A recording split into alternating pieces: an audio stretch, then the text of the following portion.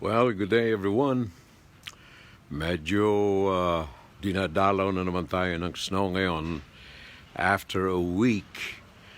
Kung makakita ninyo yung kotse na yan, a week before, yung plow truck ng Jersey City, kadadaan lamang. Kung matatandaan ninyo, wala pang isang linggo ay bumuhos na rito ang snow sa New Jersey. Inaasahan po ayon sa report na natanggap natin na itong heavy snow, matinding bagsak ng snow, ay makikita ninyo sa darating na mga oras.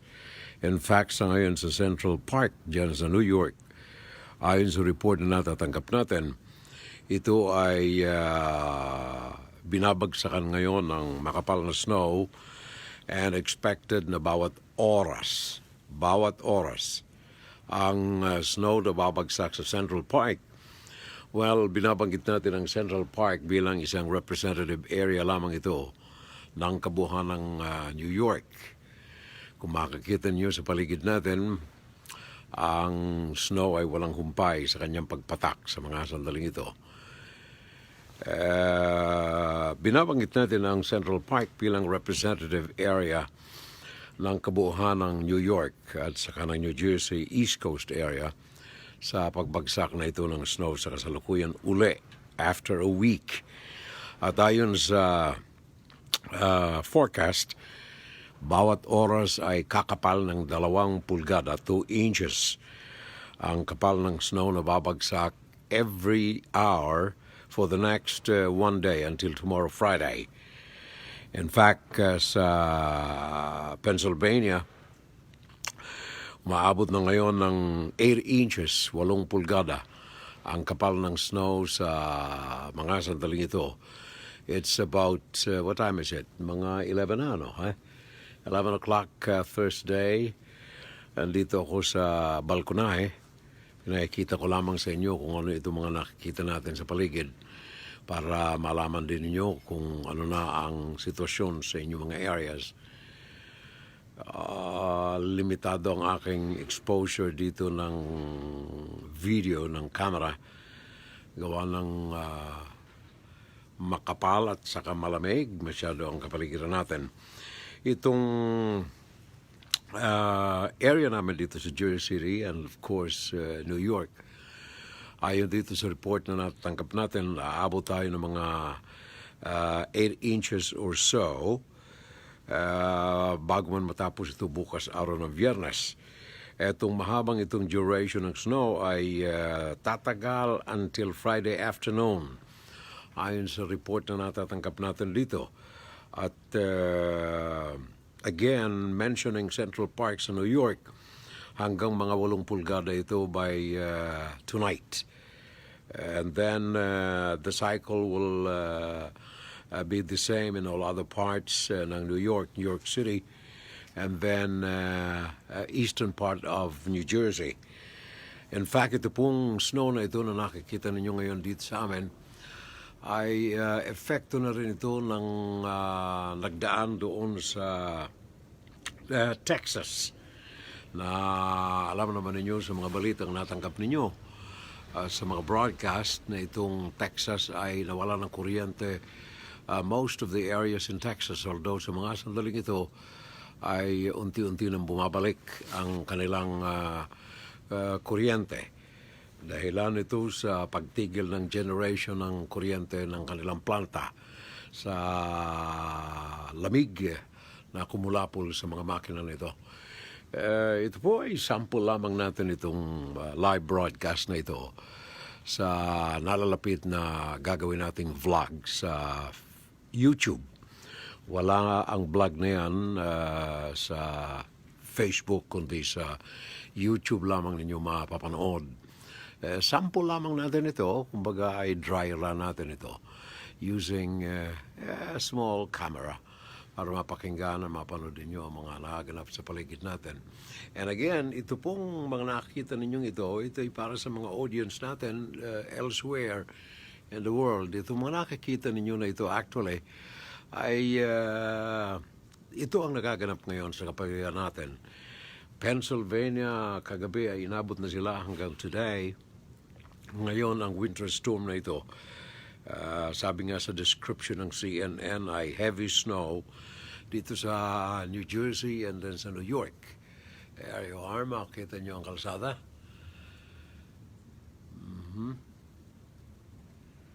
And then of course,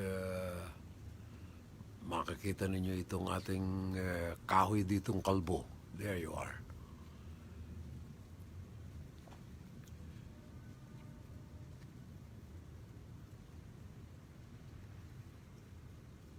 Andito lamang ako sa balkonahe. Pag sinimulan natin ang ating vlog sa YouTube, ang pangalan niyan ay, ang channel natin ay ang aking pangalan, Furel Salvo. Ang vlog natin ay Be Cool in America. Yan ay mga places, events, people, mga kadugo natin, kasaysayan ng kanilang mga buhay dito sa Amerika. Yan ay pakikita natin sa YouTube coming soon, very soon in fact. Itong ginagawa natin na ito ay live lamang ito ng instance na kasalukuyan nagaganap dito itong heavy snow dito sa amin sa East Coast ng Estados Unidos. There you are. Ang snow maganda lamang ito sa paningin. Maganda lamang ang snow sa paningin. Kaya lamang yung kapal na yan ng snow na nakikita ninyo sa ngayon.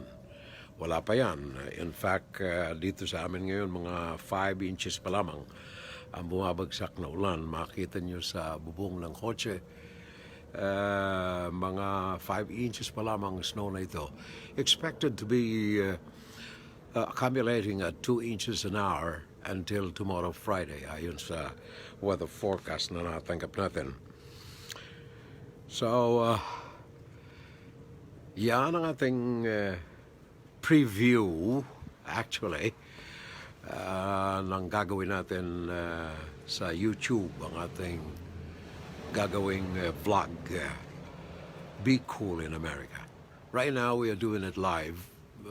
Dito lamang kami sa porch ng bahay, sa harapan ng kalsada. And we are showing you the extent of snowfall currently happening right now.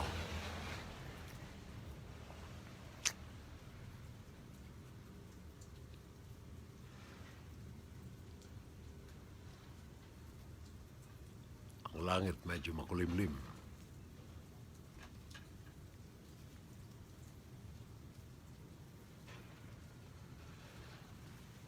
There you are.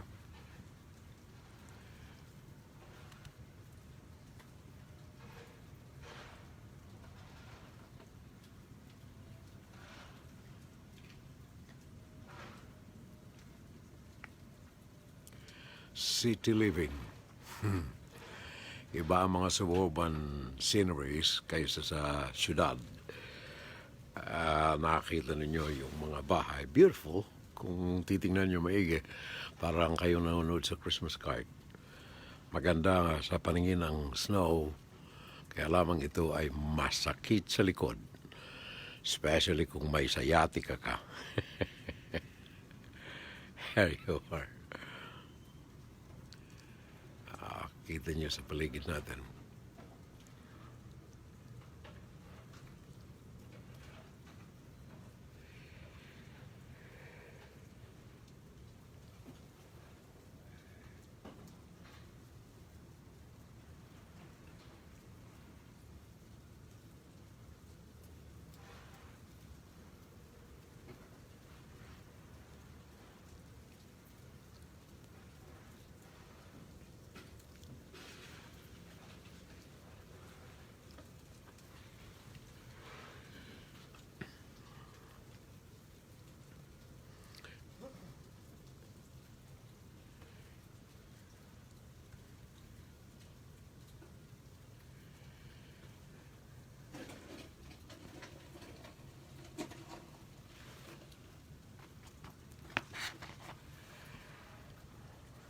Right, so far, not so good. Balik tayo ulit mamaya. Tingnan natin kung ano magiging katatapusan itong 2 days snow na ito from today, Thursday, until tomorrow, Friday. Ayon nga pala sa report na natanggap natin, tuloy-tuloy itong walang humpay. So, kung ang accumulation ito ay 2 inches per hour, matindi ang inaasahan natin trabaho sa mga darating na mga oras natin. Okay, until next time, abalik tayo ulit. Maraming salamat sa ating testing ng ating forthcoming vlog sa YouTube.